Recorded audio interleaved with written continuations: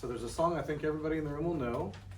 Jesus loves me, this I know, for the Bible tells me so, right? It's something that we teach children from an early age, and is something that for kids and for adults alike that we deeply believe. And specifically for Baptists, I've heard ever since I was a little kid that Baptists are people of the book. You guys have probably heard that phrase before. Our Baptist Faith and Message tells us some things about the Bible. It says that the Bible is the record of God's revelation of himself to man, and it also says it's a treasure of divine instruction. So those are some things that we believe about the Bible. We hold the Bible in very high regard and think of it differently than any other book, don't we? I don't know of any other book that we try to pattern our life after, and we say, I'm going to make different decisions because I'm thinking about the words of this book. I can't think of any other book that I treat that way. We give it authority in our life that we don't give any other book. But if we're going to do that, it stands to reason that we need to know what the Bible says, doesn't it? We need to understand the words of the Bible, and we need to make sure that we have the correct words in the Bible. So the question I want us to look at today is, how do we know what the Bible originally said? And so we're going to talk about something that you probably haven't heard of before. It's a field of study in the theological realm called biblical textual criticism. Raise your hand if you've heard of that before. Okay, good. We've got one. That's one more than I expected. They have a really cool program on Hillsdale College. Okay. A website is free. It's about that. Oh, great. Pretty cool. Yeah. Well, feel free to chime in with anything that you've learned from that as we talk about this today. So good. Mary Esther's heard of that before, but for the rest of you, I want to give you a little overview of what textual criticism is, especially when it refers to the Bible. So I gave you three words: biblical textual criticism. So the first two I think are pretty obvious. Biblical means we're talking about the Bible. Textual means we're talking about the words in the Bible. And then criticism is the word that might be a hang-up for some people. You might say, "Oh, Jonathan, you going to be criticizing the text of the Bible today?" Not really. We often think of the word criticism having a negative connotation, right? If I'm going to criticize you, I'm going to tear you down. I'm going to say something either mean or insulting, something like that we think of as criticism, right? But really, criticism has more of an objective connotation than a negative one. We often think of it as negative, but really, criticism seeks to be objective. So if you think about critical thinking skills, as you were a kid, you probably learned about that in school, that we want to, really work on our critical thinking skills. So critical thinking seeks to analyze something based on unbiased facts and evidence. So if you've got your little sheet, I just gave you a couple of little blanks you can fill in there. We often think of criticism having a negative connotation, but really it has an objective one. Critical thinking seeks to analyze something based on unbiased facts and evidence. So what we want to do when we think about what did the Bible originally say, we want to take opinion out of it, we want to take emotion out of it, we want to take all those other things out of it and just look at the facts and the evidence and find out what the Bible originally said. Now you're probably sitting there thinking, well, why does this matter? Why are we spending time talking about that? We've got the Bible. I can pull out my Bible and read what it says. Why do I need to know all this? Well, from time to time, there are things that come out that call some of that into question. There's a guy who published a book last year. His name is Dennis Helton, and this is what the cover looks like. And it says NIV versus KJV, a critique of the NIV Bible, and he actually means that in the negative fashion, negative critique of the NIV Bible, and a defense of the KJV Bible. And so then it has this little blue and red section, and it says on the blue section NIV and the red section KJV, and it compares a couple of verses, and then at the bottom it has another verse in his name. Not too long ago, a couple of weeks ago on Facebook, I saw this book cover.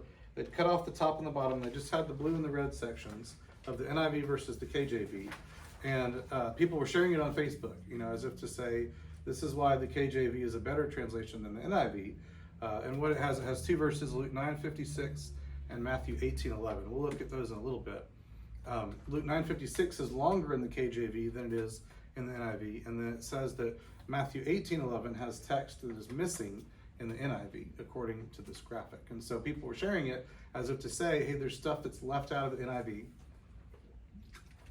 It doesn't really give you a lot of detail on why they were sharing it or what that was intended to mean, but it's pretty obvious that they're trying to say the NIV is wrong and the King James Version is right, because the King James Version has this extra material that was left out of the NIV. And this isn't a new thing. Back in 2015, there was a girl named Erica Campbell who put a similar post on Facebook, and she mentioned several verses. And in hers, she blamed the publisher. She blamed Zondervan, which is owned by HarperCollins, and she said that HarperCollins has published things that are against Christianity, and so she didn't really give much of a motive, but you could tell she thought that the publisher was kind of out to get Christians, and that's why these verses were removed. And she said that the NIV has now removed 64,575 words from the Bible and has also removed 45 complete verses.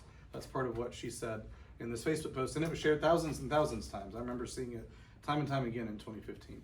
And this will probably happen again. So I want to talk about it because it came up just recently, and some of you may have even seen that little graphic. And so if you saw that and you're wondering, well, does that mean I can't trust the NIV? What's really going on here? I want to talk about kind of the deeper reason for why these verses are different and how we can understand how all that works together. So I'm not going to be propping up or putting down any English translation today. I'm not going to tell you that you can't trust certain ones or you should trust certain ones more than the other, but I want us to look even further back than that and look at the Greek text. Now, we're not going to go reading a bunch of Greek words because I know none of us here are fluent in ancient Greek, myself included. I took a bunch of Greek classes in college and seminary, but I can't just open up my Greek Bible and read it to you in English. I don't have that capability. I wish I did. I had a professor who did, and it was very impressive. We'd bring our Bible to class, he would bring his Greek Bible and open up, and you thought he was reading out of a modern translation because he'd just tell you what it says and he's reading straight out of the Greek.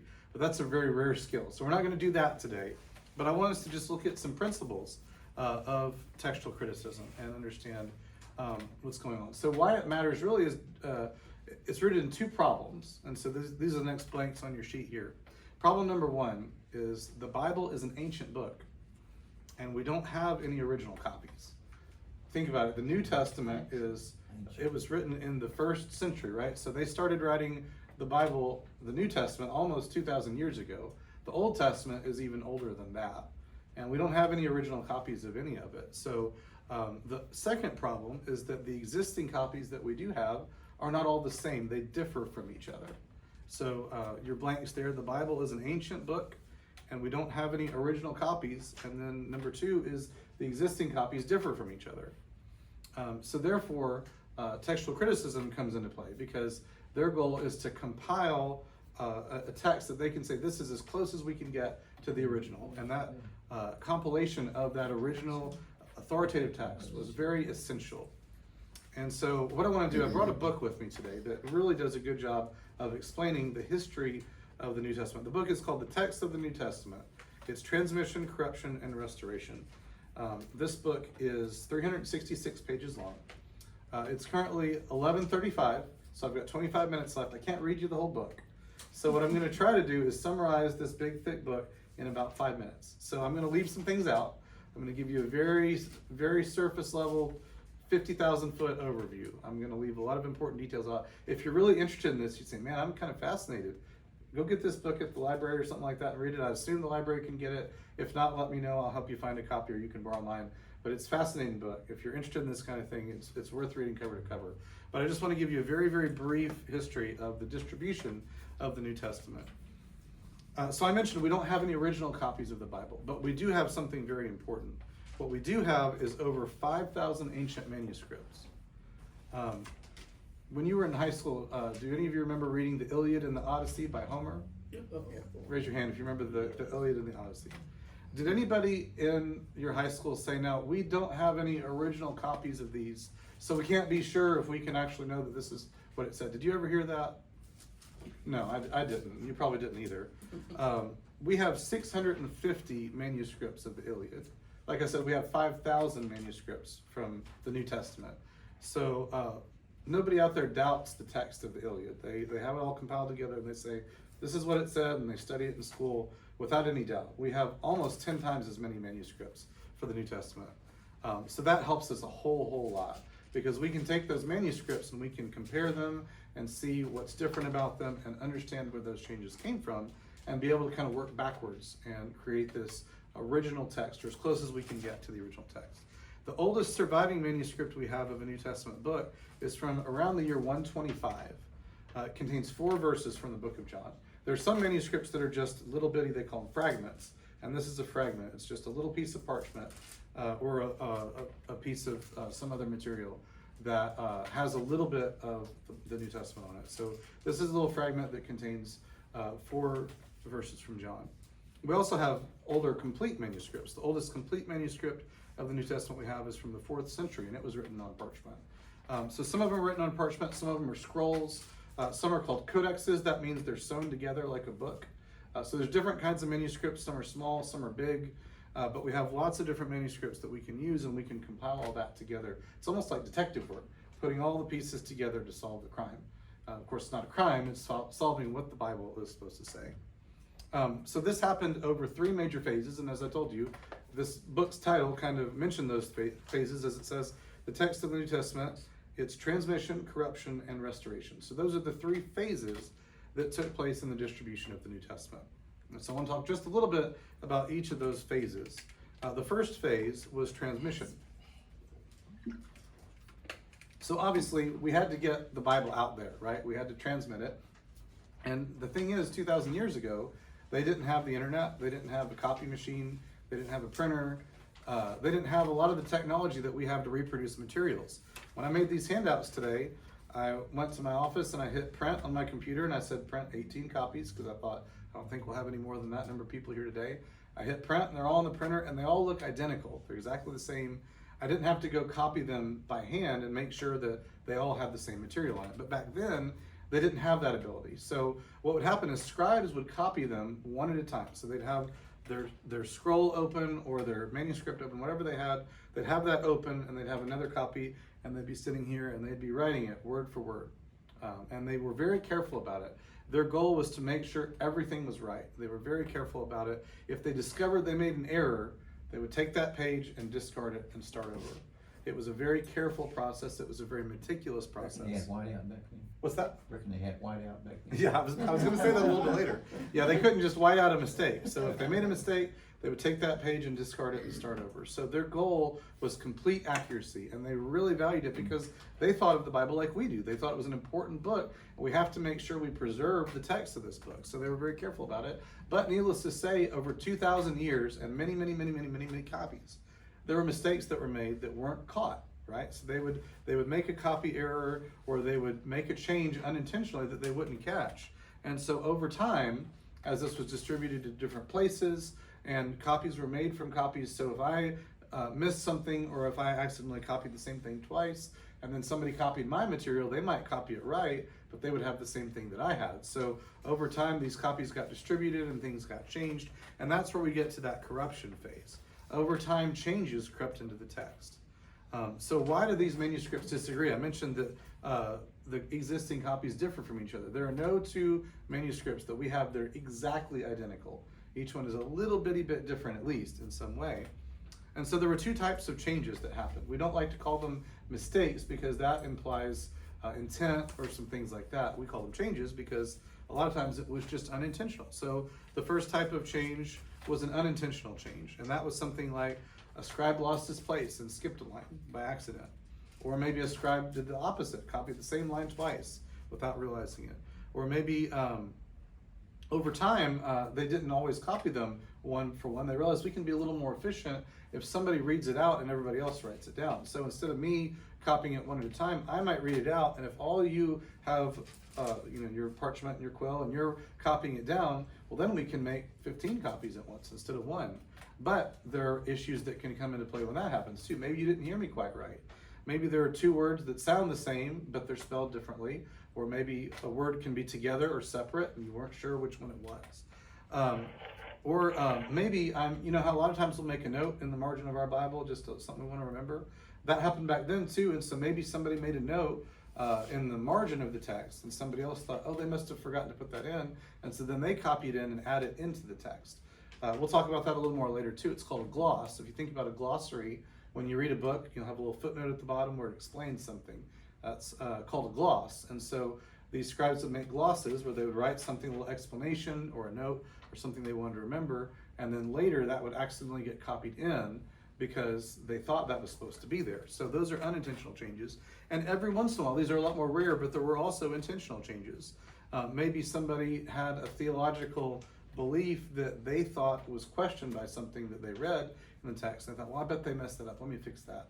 And they changed it. Now, you shouldn't do that, obviously, but occasionally that did happen. Another time that could happen is if they thought, well, I thought this story had something else in it. Maybe they left something out. You know, sometimes we'll see the same story in Matthew and Luke or Matthew and Mark, but it's worded a little bit differently. One of them gives a little more detail than the other. Well, it's called a harmonization when you try to make those match. And so maybe somebody was copying and they were familiar with that and they thought, I think they left out this. I better fix that. And they meant for good. They weren't trying to mess it up, but inevitably they made a change by adding that harmonization there. So those changes happened, again, they were rare, but over hundreds and hundreds of years, those changes came to pass. But then we get to the third phase, and that's the restoration phase. So over time, the manuscript gets copied, it gets changed, but finally they realize we need to start figuring out what this originally said. And so there's really two periods of that restoration period. One is called the pre-critical period. That's before they used this idea of textual criticism to go about this task. The biggest invention that made a difference for the transmission of the New Testament, can anybody take a guess? What invention really made a difference? Printing The press. printing press, absolutely. So Johann Gutenberg invented movable type, and they made a printing press. And now I can make copies a lot differently than I could before, right? Now I can make mechanical copies. So they're faster, they're cheaper, and they're more accurate. Because I know every copy, if I'm just running that printing press over and over, it's going to be the same. It doesn't take me as long, and it doesn't take as much time or money. So the invention of the movable type printing press really made a major impact. Did you know the first major work that was published by a printing press was a Bible? It was a Latin translation of the Bible called the Vulgate. It was compiled by someone named Jerome, and that was published between the years 1450 and 1456. So think about that. It's over 1400 years after the birth of Jesus when we first start using the printing press. So we've got almost 1400 years of transmitting the Bible manually. So that's where all those changes came to pass, but we can start, now that we can use a printing press and make identical copies, we can start to do that a little bit better. At least 100 versions of the Latin Bible were printed over the next 15 years, between 1450 and 1500.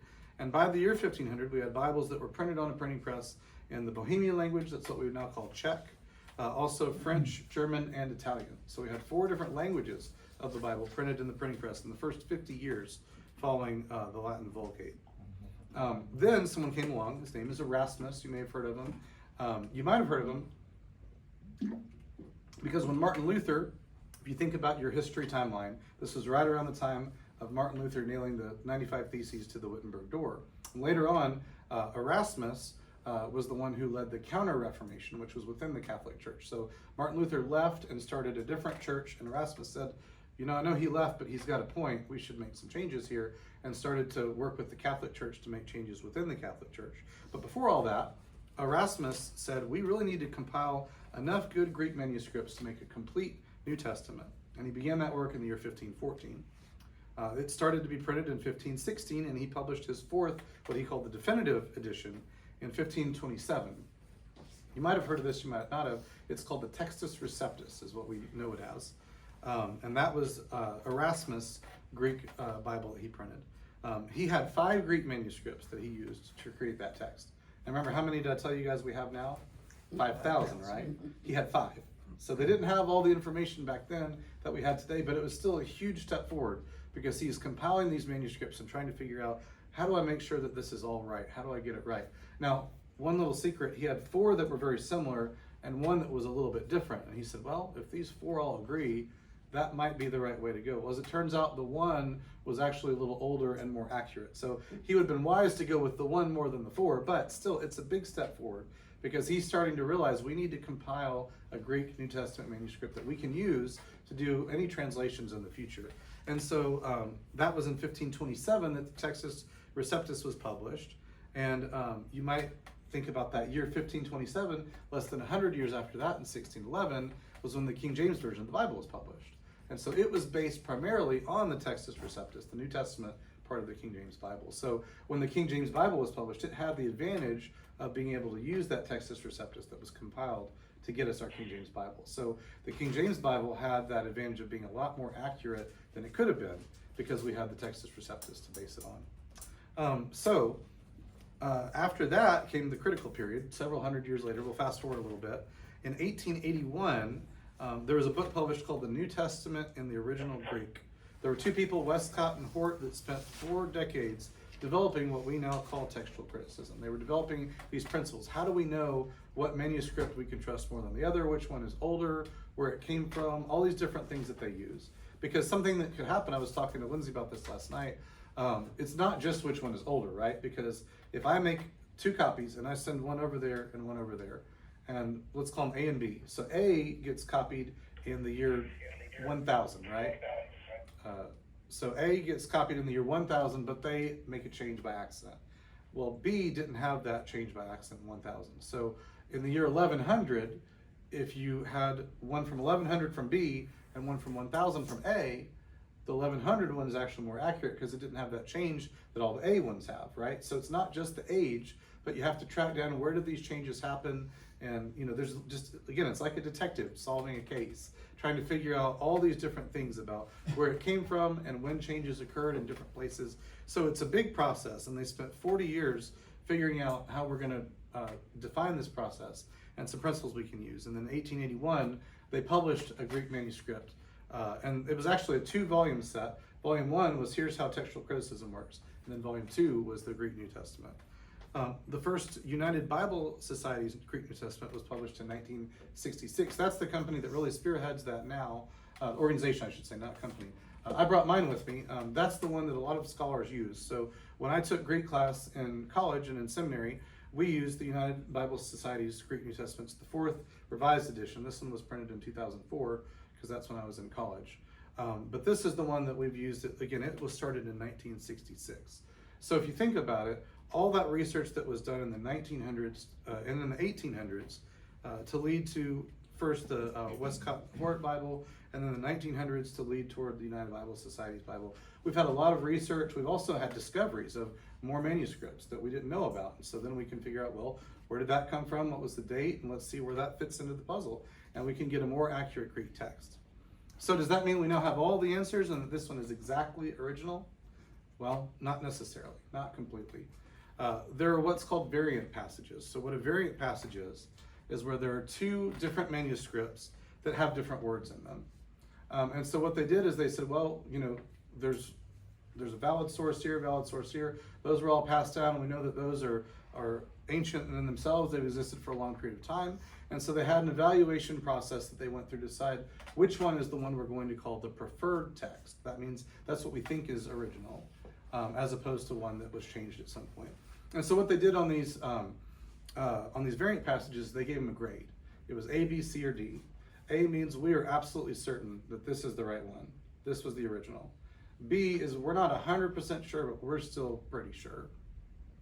C would say we have reason to believe that this one is the original over the other. This is the preferred reading over the other one, but we can't say that with a great degree of confidence.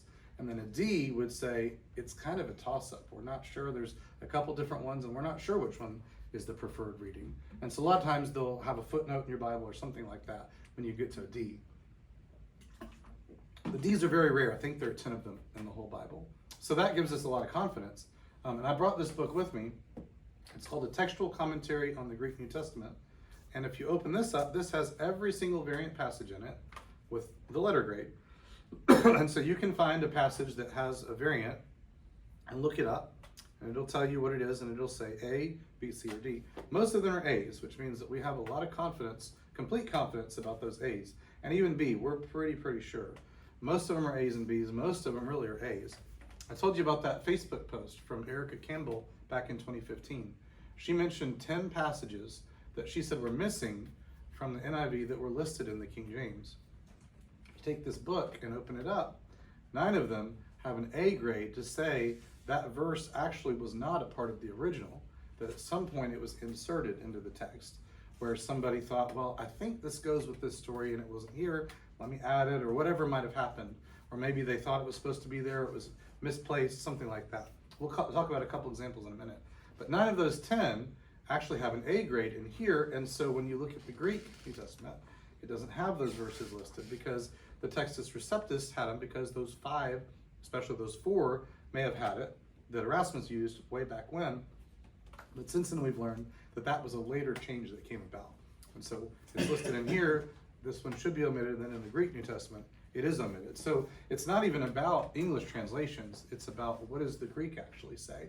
Now, am I saying, again, I told you earlier, I'm not gonna talk down about any translation. Does that mean, well, the King James is not really trustworthy, don't use it? Not at all. The King James was a great translation of the Bible, and they used every bit of evidence that they had.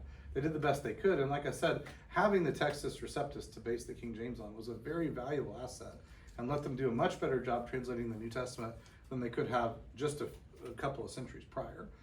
So we can have great confidence in the King James Bible, but also our modern translations that base their translation on this Greek text, we can have even more confidence simply because we have more discoveries and more research that's been done since then. So it's not to say anything was done poorly with the King James Bible, anything like that. It was done very well, but we just have more information now than we had then. All that research, these books that I've told you about, this one that gives you the history of the New Testament, and this one that gives you that textual commentary with those variant passages, that can give us a high degree of confidence that the words in this book, the Greek New Testament, are based on an extremely accurate Greek text. So what I want to do today is just let you know we can have a lot of confidence in the material in here, this Greek Bible, that all of our modern translations are based on, that it's an accurate version of the Greek Bible. So I want to look at a couple of those examples. If you look on your sheet, Luke 9:56 is the first one on this Facebook post that went viral a couple weeks ago, based on this book cover. They listed Luke 9:56. Would someone read the King James version of that for me? For the Son of Man is not come to destroy men's lives, but to save them, and they went to another village. Okay, would someone read the NIV? Then he and his disciples went to another village. Right, so you see the difference, right? The last phrase of the King James is present in the NIV, but that first phrase is not. So if I take this book and I go to Luke 9:56, I will read you what it says here. It says, it actually has 55 and 56 together. It says the additions to verse 55 and 56, and it has the Greek words printed here. I won't read that to you because you won't understand anyway, but are somewhat less well attested than the addition to verse 54. See the comment on verse 54, so I'll read that in a second. The addition to verse 56 echoes Luke 19:10, and then it says compare with John 3:17. So if you think I've heard those words before, it's because it's in Luke 19:10. We'll talk about that more in a second. Here's what it says about 9:54. It says, this reading, and it gives the Greek words there, as well as the longer readings in verses 55 and 56, had fairly wide circulation in parts of the ancient church. The absence of the clauses, however, from such early witnesses as, and then it lists out about 10 different manuscripts, suggests that they are glosses, remember that word from a minute ago, derived from some extraneous source, written or oral. So basically what they think happened is, in Luke 9:56, somebody made a note in their margin of the words of Luke 19:10, and then later, somebody copied that into the text. And that's why the King James has those words listed there, because they were in those 4 that matched that Erasmus used to create the Textus Receptus. But we've learned since then that those were probably added in a little marginal note that were copied in. Matthew 18:11. Would somebody read what the King James says there? The Son of Man is come to save that which was lost. Okay. On the NIV, it doesn't say anything. There's just a little footnote, and it says, some manuscripts include here the words of Luke 19:10. If you remember Luke 19:10, the King James says, for the Son of Man is come to seek and to save that which was lost. It's just about identical to Matthew 18:11 there. So what happens when I look in Matthew 18:11 here? I'll read you what it says. It says omit verse, and it gives it a grade of a B. So we're not 100% sure, but we're pretty sure. It says there can be little doubt that the words, and then it lists the words in Greek, are spurious here, meaning that they aren't original, they don't belong. Being absent from the earliest witnesses representing several textual types, Alexandrian, Egyptian, Antiochian, and manifestly borrowed by copyists from Luke 19:10. The reason for the interpolation was apparently to provide a connection between verses 10 and verses 12 through 14. So basically what they think happened is somebody read verse 10 of Matthew 18, somebody read verses 12 through 14 and they thought, well, I don't know why they don't have those words that are in Luke 19:10 here. That connects it all together. I'm going to connect it all together to help people out a little bit. Well, it was a helpful gesture, but that verse wasn't originally there. And if our goal is to find what was originally there, helpful or not, we need to go back to the original. So there will be other verses where there's a verse missing. I gave you another example below Mark 9:44. It says, where their worm dieth not and their fire is not quenched. Now what's interesting is if you open your King James Bible to Mark chapter 9, you're going to see that same phrase in verse 44, verse 46, and verse 48. It's identical. It says the same exact thing. In the NIV, it has a footnote on 44 and 46. It says, some manuscripts here include the words of verse 48. So in the King James, it appears 3 times, but in the NIV, it doesn't. And so if I go back to this book and I look up Mark 9:44, we'll see what it says here.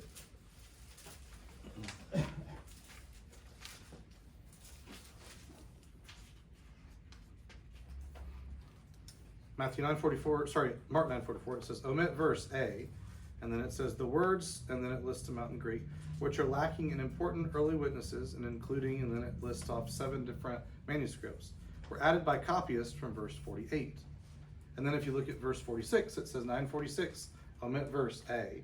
It says, see the comment on verse 44. So it's the same thing that happened. So somebody, for some reason, at some point, thought that the verse 48 also should be listed in verses 44 and 46. Now here's the important thing to remember.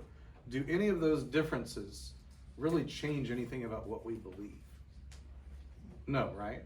So the words that are in Luke 9:56 and Matthew 18:11, those words are present in every translation in Luke 19:10. So even though that Facebook post from Erica Campbell made it sound like the NIV is trying to hide these words from you, well, no, they're not, because they're present in Luke 19:10. And so in the King James, you have Mark 9:44, 46, 48, has the same phrase printed 3 times. In other translations, it's just there once. Does that change anything? No, the words are still there. It's just how many times are they printed. So all these variant passages that we have, the vast majority of them, that's true about them. It doesn't really change anything. It's not substantive. We don't say, well, my beliefs are now different because I've discovered that language in the original Greek should have been a little bit different. It's just a very minor wording difference, or maybe a phrase that was copied from somewhere else or something like that. It's nothing that really changes the substance of the Bible. So even though we don't have all the clues to tell us exactly what the Greek manuscript should say, and there are a few places in here that are B's, C's, and D's, it doesn't change what the Bible means. And so even though we don't have every question answered, we'd love to have every one of them be an A. We say, okay, I know for certain this is correct. This is what it said. I'm 100% sure about every word in the Greek New Testament. Well, we're not 100% sure about every word, but nothing is a substantive difference where we say, well, now my beliefs are different because this phrase appeared that wasn't there, or this phrase wasn't here that should have been, or whatever the case may be. So again, I want to remind you guys that all this gives us confidence in the words of the Bible. Whether you're reading the King James Bible or the NIV or another modern translation, we can have confidence that those are the words that ought to be there, and we can study it with confidence and know that God's word is true, and God's word can be used to guide our life. Hey, Jonathan, mine, Yes, I Judy. have the American Standard. Mhm. And in mine, in 44, it says see marginal notes. Mhm. In 46, see marginal notes. In 48, the phrase, the verse is italicized. Mhm.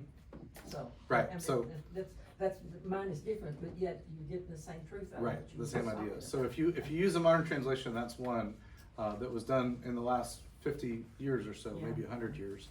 They're going to have a lot of that information because this research happened, again, the 1800s is really where textual criticism was revolutionized. And most of our translations that we use, aside from the King James, were done after that. They were done probably 1940s or newer, so last 100 years. So you'll have some kind of footnote explaining that. So even though they're not going to print everything that this little book says in the footnotes of your Bible, they're going to give you some kind of explanation to say, you know, hey, that might be here in some manuscripts and not in others. And that's what it's basing it on, is this. Juna, do you have a question? You looked like you did. No, okay. I thought I had an inquisitive look there. Anybody have any questions or any comments?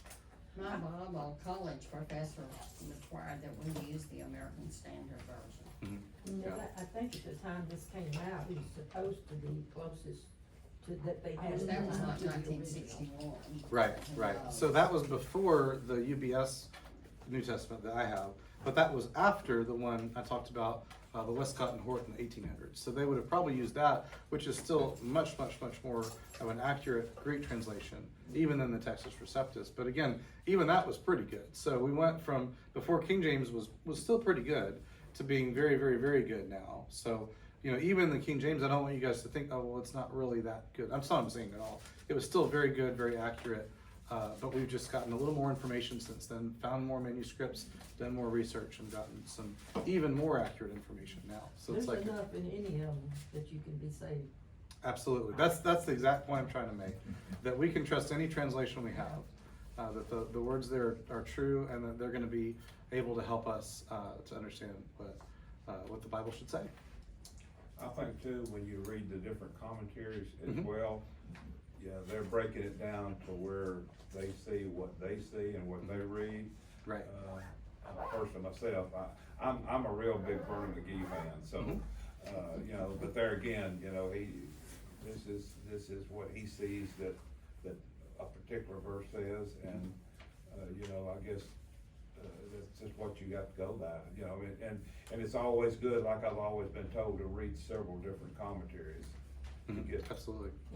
to get the view of, the basic view of what's being said. Right. And different commentaries have different purposes. Like I said, this is called a textual commentary. So the only thing it seeks to address is where are those varied passages and what do we know about them.